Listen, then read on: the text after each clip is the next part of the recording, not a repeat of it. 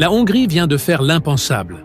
Elle a rompu avec les principes fondateurs de l'Union européenne et, en pleine crise continentale, elle a choisi de s'aligner sur la Chine, la Russie et le bloc des BRICS. Elle ne menace pas de partir. Elle démantèle l'UE de l'intérieur à coups de veto, d'accords parallèles et de silence stratégique. Le pays qui, autrefois, incarnait le succès de l'intégration européenne, tourne désormais le dos à Bruxelles. Il privilégie les rails de la nouvelle route de la soie, le gaz russe à bas prix et les investissements d'un bloc qui défie ouvertement l'ordre occidental. Et ce mouvement, calculé et irréversible, pourrait marquer le début de la plus grande désintégration politique de l'Europe depuis le départ du Royaume-Uni. Sous la direction de Viktor Orban, la Hongrie ne se contente plus d'un rôle secondaire au sein des structures occidentales. D'anciens partenaires disciplinés, elle s'impose désormais comme un acteur autonome, prêt à redéfinir ses engagements, quitte à contrarier ses alliés historiques. Et cette inflexion, en gestation depuis des années, a pris une ampleur inédite en 2025. Cette année-là, Budapest a signé un accord inédit avec Pékin pour la construction d'une centrale nucléaire opérée avec une technologie chinoise. Un projet à capital mixte, financé en partie par la Chine et réalisé avec de la main-d'œuvre locale, qui va à l'encontre des lignes directrices de l'UE sur la sécurité énergétique. Le projet a été critiqué à Bruxelles pour sa vulnérabilité potentielle face aux pressions extérieures. La Hongrie, elle, assume son choix pragmatique. Elle a besoin de diversifier son bouquet énergétique et de relancer sa croissance. Et la Chine propose cela sans condition politique. En parallèle, le gouvernement hongrois a conclu un accord stratégique avec Ankara pour l'achat de drones militaires Bayraktar TB2, les mêmes utilisés par l'Ukraine contre l'invasion russe. Le contrat prévoit une clause d'usage strictement intérieure pour la surveillance des frontières ou des opérations de sécurité nationale. Malgré cela, le signal est clair. La Hongrie se réarme de manière indépendante, sans aval préalable de l'OTAN, ce qui inquiète les coulisses de l'Alliance. Ce qui se joue dépasse la technologie ou les infrastructures. Il s'agit d'une doctrine stratégique nouvelle, la souveraineté avant l'intégration, la flexibilité avant la prévisibilité, l'autonomie avant la conformité. Cette doctrine ne tombe pas du ciel. Elle a été méthodiquement façonnée depuis 2010, lorsque Orban est revenu au pouvoir avec la promesse de restaurer la fierté nationale. Depuis, il a remodelé la presse, réorganisé le système judiciaire, redessiner les circonscriptions électorales et assurer une majorité parlementaire durable. Mais surtout, il a diffusé une idée. La Hongrie n'a pas à accepter passivement les impositions culturelles et institutionnelles de Bruxelles. Avec le temps, cette rhétorique est devenue politique étrangère. Aujourd'hui, Orban ne s'adresse plus seulement à son électorat. Il lance des messages aux capitales européennes. Si l'UE persiste à vouloir imposer un modèle unique qui nie les spécificités culturelles de ses membres, elle fera face à une résistance, et celle-ci pourrait bien faire école. Budapest se présente désormais comme un pont entre deux mondes. Un membre à part entière de l'UE, qui négocie pourtant avec Moscou, signe des partenariats stratégiques avec Pékin et affiche ouvertement sa volonté de coopérer avec les BRICS. Et elle le fait sans excuse, ni justification, avec le soutien croissant de sa population. Les chiffres confirment l'efficacité de cette stratégie. La Hongrie a été le premier pays de l'UE à adhérer formellement à la nouvelle route de la soie, intégrant ainsi la stratégie logistique et financière de la Chine. Depuis, plus de 3 milliards d'euros d'investissements ont été injectés dans des projets d'infrastructures, de chemins de fer et de modernisation énergétique. Le commerce bilatéral avec la Chine et la Russie a bondi de plus de 40% depuis 2023 grâce à des accords directs et des lignes de crédit facilitées. Pendant ce temps, le sentiment pro-européen faiblit dans la population. Le soutien à l'adhésion à l'UE est tombé sous la barre des 50%, selon les dernières enquêtes, un recul spectaculaire par rapport aux 80% enregistrés il y a 10 ans. Ce déclin ne s'explique pas uniquement par l'économie, mais aussi par une perception croissante d'un Bruxelles déconnecté des priorités nationales. Le pari d'Orban est audacieux. Remplacer la dépendance politique à Bruxelles par une dépendance économique à l'Est, plus souple, plus pragmatique, moins intrusive. Et le terrain lui est favorable. Pékin propose des infrastructures, des crédits et une neutralité idéologique. Moscou garantit un gaz à prix fixe et un soutien politique discret. Quant aux BRICS, longtemps perçus comme un club marginal d'économies émergentes, ils deviennent aujourd'hui un espace d'influence croissante et pour beaucoup incontournable. Depuis 2022, les BRICS ont dépassé le G7 en part du PIB mondial, changeant ainsi la perception globale du groupe. L'élargissement avec l'Iran, l'Égypte et l'Éthiopie a renforcé l'axe Sud-Sud et instauré un nouveau centre de gravité politique. La nouvelle banque de développement, basée à Shanghai, finance désormais des projets d'infrastructure avec des crédits alternatifs au FMI, attirant l'attention de pays européens comme la Hongrie, qui cherche aujourd'hui un statut d'observateur dans les réunions du bloc. En se rapprochant des BRICS, Budapest envoie un message limpide.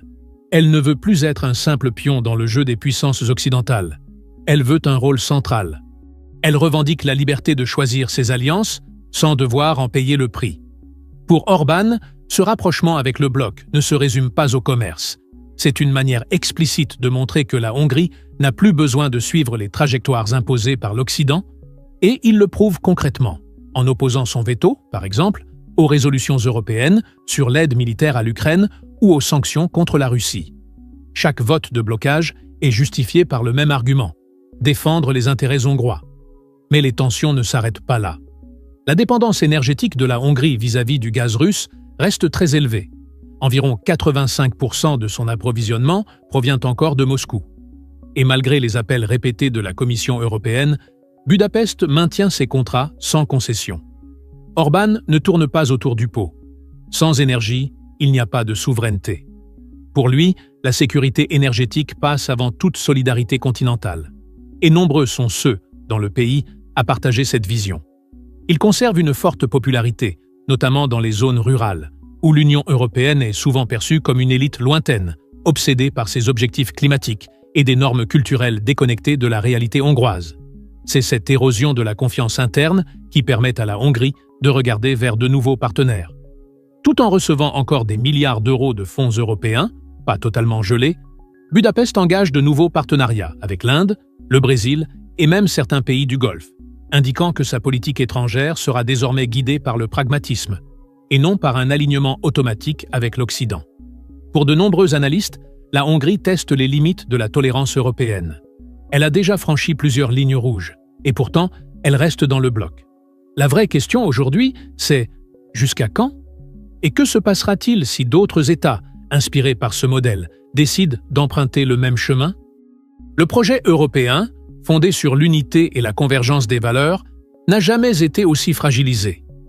Que se passe-t-il lorsque le concept de souveraineté nationale entre en collision frontale avec celui de gouvernance supranationale? La réponse est sous nos yeux, et elle s'appelle Hongrie. Le pays incarne aujourd'hui bien plus qu'une crise institutionnelle au sein de l'Union européenne. Il représente un test décisif pour l'avenir du bloc. Pris dans un enchevêtrement d'intérêts contradictoires, Budapest conserve sa place géographique et politique à l'ouest, mais ses alliances stratégiques sont désormais solidement ancrées à l'est. Cette contradiction, nourrie par une ambiguïté volontaire, plonge l'Europe dans une impasse. D'un côté, la Hongrie reste membre de l'UE et de l'OTAN. De l'autre, elle signe des mémorandums avec Pékin, des contrats avec Moscou et renforce ses liens avec les BRICS. Chaque nouvel accord avec des puissances rivales de l'Occident accentue la tension sur le lien fragile qui rattache encore Budapest au projet européen. Et cette histoire n'est plus uniquement celle de la Hongrie. C'est désormais celle de toute l'Europe. La vraie question n'est plus de savoir si Viktor Orbán rompra avec le bloc. La question est, combien d'autres suivront son exemple, maintenant que le précédent est posé? Le monde connaît une reconfiguration accélérée. L'ordre occidental fondé sur des valeurs libérales recule, tandis que des alternatives plus pragmatiques, voire autoritaires, gagnent du terrain. Et la Hongrie, loin de résister à cette évolution, semble au contraire l'anticiper. Elle n'est plus un simple rouage du système. Elle devient un agent actif de sa transformation. Ce basculement est risqué, mais parfaitement assumé. Budapest ne réagit pas par impulsion. Chaque veto au Conseil européen, chaque poignée de main avec Vladimir Poutine ou Xi Jinping est chargé d'un poids stratégique. Un message. Et ce message provoque des fissures de plus en plus visibles dans les alliances historiques du pays. Le veto le plus symbolique est intervenu lorsque la Hongrie a bloqué un paquet essentiel d'aide à l'Ukraine, paralysant l'envoi de fonds cruciaux et bloquant des décisions majeures. Officiellement, il s'agissait d'un désaccord technique. Mais à Bruxelles comme à Washington, personne n'a été dupe. Pour les Alliés, ce geste a été perçu comme un sabotage. Un signal clair. Budapest ne se sent plus lié à la cadence stratégique de l'Occident. La réaction ne s'est pas fait attendre. La confiance s'est effondrée. Et les doutes ont commencé à émerger, non seulement sur l'engagement de la Hongrie envers les valeurs européennes, mais aussi sur sa place au sein des structures occidentales. Au sein de l'OTAN, la secousse a été plus forte encore. Lorsque Budapest a retardé l'adhésion de la Suède à l'Alliance, sous prétexte de préoccupations sécuritaires, beaucoup y ont vu une revanche politique. Stockholm avait critiqué publiquement les dérives autoritaires du gouvernement Orbán. Celui-ci a profité de la situation pour envoyer un message clair. La Hongrie ne tolère plus les pressions morales, ni les injonctions publiques. Ce fut l'acte fondateur d'une nouvelle doctrine extérieure. Une doctrine résumée en quelques mots: aucune imposition, aucun alignement automatique, aucun dogme idéologique. Et à mesure que le pays s'éloigne de l'Ouest, il accélère son rapprochement avec l'Est. Aujourd'hui, la Hongrie est le seul pays de l'UE à avoir pleinement adhéré à l'initiative chinoise des nouvelles routes de la soie. Et les retombées sont déjà palpables.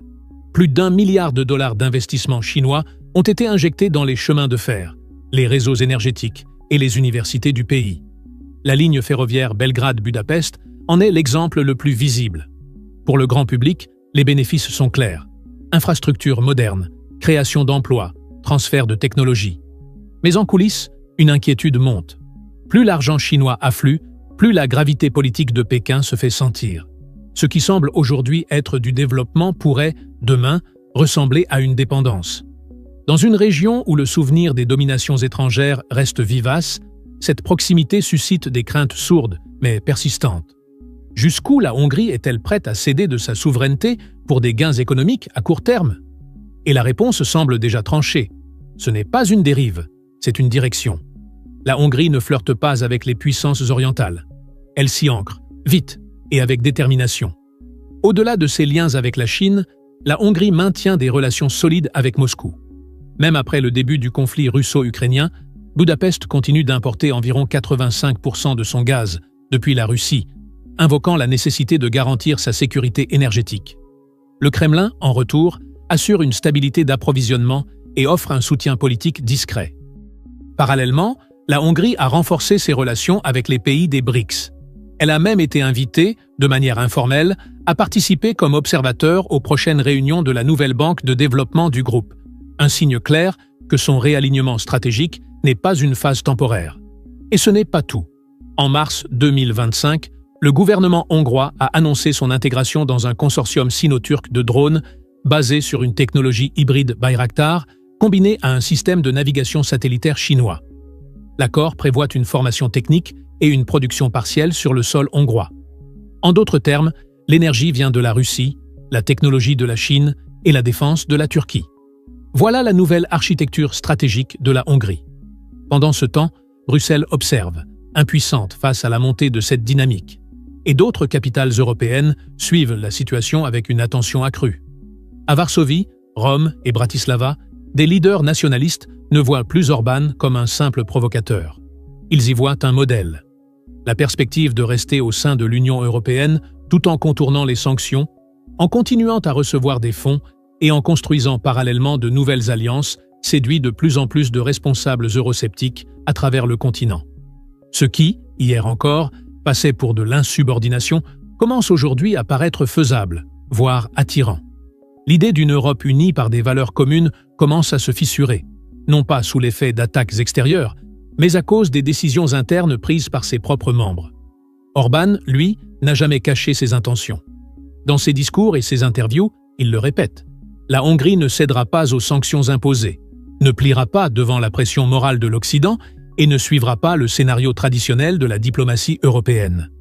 Il veut une Hongrie souveraine, culturellement conservatrice et libre de toute tutelle géopolitique. Ces positions ne sont pas simplement tactiques, elles sont profondément idéologiques. Et, pour l'instant, une grande partie de la population hongroise le soutient. Mais ce choix stratégique a un prix. Plus Budapest s'enracine dans l'axe Pékin-Moscou, plus elle s'expose aux secousses géopolitiques. En cas d'escalade entre les blocs géopolitiques Est et Ouest, la Hongrie pourrait se retrouver dans un vide stratégique, trop éloigné pour être digne de confiance aux yeux de l'Occident, trop marginal pour être protégé par l'Est.